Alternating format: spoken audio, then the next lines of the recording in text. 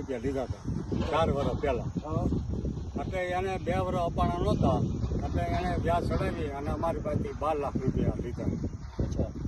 પછી કે અમને જમીનનો કબજો આપો, કે ધમકી મારીને મારી પાસે બાનાખત કરાવી દીધું. પછી એણે મારી માથે કેસ કર્યો કે મને દસ્તાવેજ કરી દો. એટલે પછી મેં પોલીસ સાહેબનો સહારો લીધો અને એણે મારી જમીન છોડાવી દીધી છે અને અમે રાજી ખુશી છીએ. તમારી જમીન મળી ગઈ પાછી? હા, અમારી જમીન પાછી મળી ગઈ, અમે બહુ રાજી છીએ. અને અમે અત્યારે જો આ ખેતરમાં અમે ખેતી કરીએ છીએ, ટ્રેક્ટર હાલે છે. તમારું ખેતર છે? હા, મારું ખેતર છે. 9 વીઘા જમીન છે અમારી. 9 વીઘા જમીન પાછી અપાવી પોલીસ? હા, પોલીસે જમીન પાછી આપી અને ખૂબ ખૂબ આભાર. શું નામ તમારું? મારું નામ કનુભાઈ જાદવભાઈ લુણાગરિયા, ગામ લાપાળિયાનો રહેવાસી છું. અત્યારે હું ગામમાં જ રહું છું, પણ મારા છોકરાએ 4 વર્ષ પહેલાં બાબુભાઈ તેરૈયા પાસેથી 3 લાખ રૂપિયા વ્યાજે લીધેલા અને પછી એણે વ્યાજ ચડાવી રૂપિયા 12 લાખ કાઢ્યા. મેં એને 12 લાખ રૂપિયા લોન કરીને આપી દીધેલા. છતાંય એણે ધમકી મારી અને મારી પાસેથી મારી જીવાની જમીન 9 વીઘા એણે બાનાખત કરી લીધેલું અને હાલ એમાં ગયા વર્ષે એણે કપાસ વાવેલો અને પછી એણે મારી ઉપર દાવો મૂક્યો કે મને જમીન ખાતે કરી દો. તો મારી જીવાની જમીન મારે કેમ એને ખાતે કરી દેવી? પછી મેં એસપી સાહેબનો સહારો લઈ અને ફરિયાદ કરી અને એસપી સાહેબ અને પીએસઆઈ સાહેબે અને એના સ્ટાફે મારી જમીન 3 દિવસનો મને કબજો આપી દીધો અને અત્યારે હું એમાં ખેતી કરું છું અને બધા સ્ટાફનો ખૂબ ખૂબ હું આભાર માનું છું કે મારે 3 દિવસમાં મને જમીન પાછી આપી દીધી.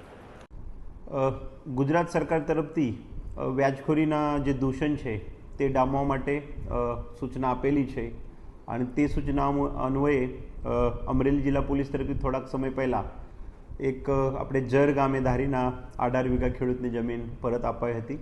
સાથે સાથે ગયા 15 દિવસ પહેલાં વડિયા તાલુકાના એક ખેડૂતને 9 વીઘા જમીન આપણે પરત અપાઈ હતી અને નાગેશ્વરીના એક જે ભાઈ જેનું મકાન પચાવી પાડવામાં આવેલ હતો વ્યાજખોરોએ અને મકાન ન હોવાના કારણે એ ભાઈ રાજકોટ રહેવા ગયો હતો, પરંતુ એમને એ પોલીસ કામગીરીની ખબર પડતા પોતે જિલ્લા કંટ્રોલ રૂમમાં જાણ કરી હતી અને ત્યારબાદ એને આશરે 7 લાખ કિંમતની મકાન પોલીસે પરત કરાવેલ હતો.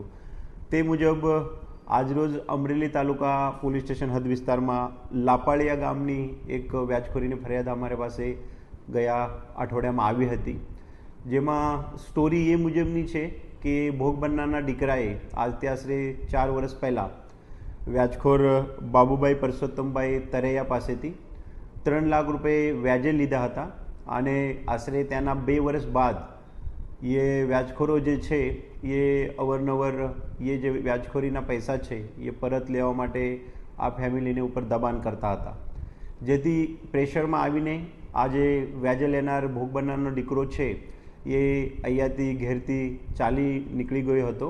પરંતુ વ્યાજખોરે જે છે એ આ કામના હાલના જે ફરિયાદી છે કનુભાઈ જાદવભાઈ લુણાગરિયાને અવારનવાર હેરાન પરેશાન કરતા હતા, જેથી કનુભાઈએ એ જમીન પોતાની બેંક સામે ગીરવી મૂકીને બેંકમાંથી લોન ઉપાડીને આમાંથી 12 લાખ રૂપિયા આ વ્યાજખોરીની 3 લાખના સામે ચૂકવી પાડેલ હતા. તેમ છતાં જે વ્યાજખોરો છે એ મોટા પ્રમાણમાં ઇન્ટરેસ્ટ રેટના બહાને હજી વ્યાજખોરીના પૈસા બાકી છે તેમ કરીને આ જે ખેડૂત છે એમના ઘેરથી એના 8 મણ કપાસ જે છે એ આશરે 6 થી 8 લાખ રૂપિયાના વેચી નાખેલ હતો. તેમ છતાં આ લોકોની જે વ્યાજખોરીની ડિમાન્ડ છે એ ડિમાન્ડ વધતી જતી હતી અને એના ભાગરૂપે એ લોકોએ આ દાદાની જે 9 વીઘા જમીન છે એ 9 વીઘા જમીનના આશરે 1 મહિના પહેલાં દાદાને જબરદસ્તી કરીને બાનાખત કરાવી લીધો હતો અને આ બાનાખત આ લોકો કે તમે હજી વધારે અમારા વ્યાજખોરીના જે પૈસા નીકળે છે એ પૈસા આપો, નહીં તો એ બાનાખત મુજબ અમે એ જમીન કોર્ટ રાહે દાદ મેળવીને અમારા નામે કરીશું. તે મુજબ એને કોર્ટમાં દાવો પણ દાખલ કર્યો હતો. આશરે ગયા અઠવાડિયાના ગુરુવારે આ દાદા અમારે પાસે આવ્યા હતા. એ દાદાને જિલ્લા પોલીસે કંદપૂર્વક સાંભળ્યા હતો.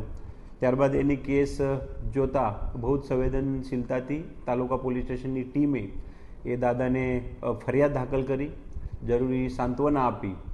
કેસ બાબતે માનનીય રાજ્ય સરકાર તરફની જે કડકાઈથી કામ કરવાની સૂચન છે તે મુજબ જિલ્લા પોલીસે અને સ્પેસિફિકલી અમરેલી તાલુકા પોલીસ સ્ટેશને બહુ જ કડકાઈથી કડક હાથે કામ લીધા, જેથી આ કામના જે આરોપીઓ છે બાબુભાઈ પરસોત્તમબા તરેયા નાઓએ વારંવાર આ કેસના જે અરજદાર છે કનુભાઈ લુનાગરિયા નાઓને સંપર્ક કરી કે ભાઈ અમારે અત્યારે તમારી જમીન જે છે એ અમે પરત આપવા તૈયાર છે, ભવિષ્યમાં પણ આ બાબતે અમે કોઈ પણ પ્રકારની તમે હેરાન પરેશાની નહીં કરીએ તેમ કરીને એક સમાધાન કરી લીધેલ છે. સાથે સાથે એ લોકોએ જે બાનાખત જમીનનું બનાવ્યું હતું એ બાનાખત પણ રજિસ્ટર ઓફિસમાંથી પરસ્પર સમજૂતીથી કેન્સલ કરેલ છે. કોડ દાવો જે હતો એ દાવો પણ આરોપીએ પરત સમજૂતીથી ખેંચેલ છે.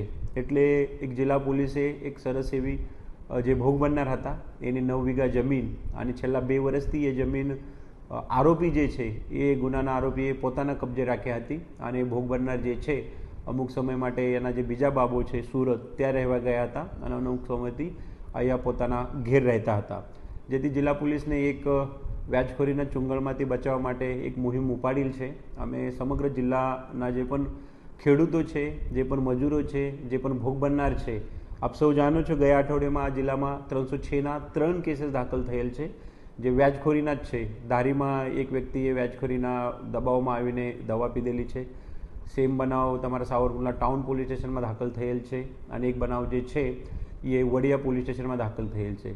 તો ફરીથી જિલ્લા પોલીસ તરફથી અમે બધાને આહવાન કરીએ છીએ, બધાને વિનંતી કરીએ છીએ કે આવું કોઈ પણ પ્રકારનું આપણા ઉપર પ્રેશર આવતું હોય છે, આપણા ભાઈએ, આપણા પાપાએ, આપણા કોઈ મિત્રએ આ પ્રકારનું વ્યાજખોરી પાસેથી પૈસા લીધેલ હોય અને આ પૈસા ચૂકવી નહીં શકતા હોય, એક અથવા વ્યાજખોરો આ પૈસા પરત લેવા માટે કોઈ પણ પ્રકારની ધાક ધમકી જબરદસ્તી કરતા હોય, તમારું બાનાખત બનાવેલું હોય છે, કોઈ વચોટી આ બાબતે હેરાન પરેશાન કરતા હોય છે, તો તમે નજદીકના પોલીસ સ્ટેશન, અમારા જિલ્લા પોલીસ કંટ્રોલ રૂમ અથવા અમારા સમક્ષ અથવા મીડિયા થકી કોઈ પત્રકાર મિત્રને, કોઈ વકીલને આપ એ બાબત બતાવી શકો છો.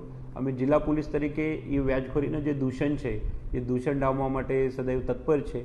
સાથે સાથે અમે આ વિસ્તારના લોકોને, નાગરિકોને એ પણ આહવાન કરીએ છીએ કે જ્યારે તમારે પૈસાની જરૂરત હોય ત્યારે અહીંયા જે સંસ્થાત્મક બેંક છે જેના વ્યાજદર એક લિમિટેડ વ્યાજદર રહે છે, વ્યાજદરમાં એ પૈસા પૂરતા પ્રમાણમાં આપે છે. તો આ જે સંસ્થાત્મક સ્ટ્રક્ચર છે એના થકી આપ લોન લેવી જોઈએ. જે માટે પણ આ બાબતે આપને કંઈક જરૂરત રહેતી હોય તો જિલ્લા પ્રશાસન અને સ્પેશિયલ પોલીસ તંત્ર એ બાબતે પણ આપ સૌની મદદ કરશે. Thank you.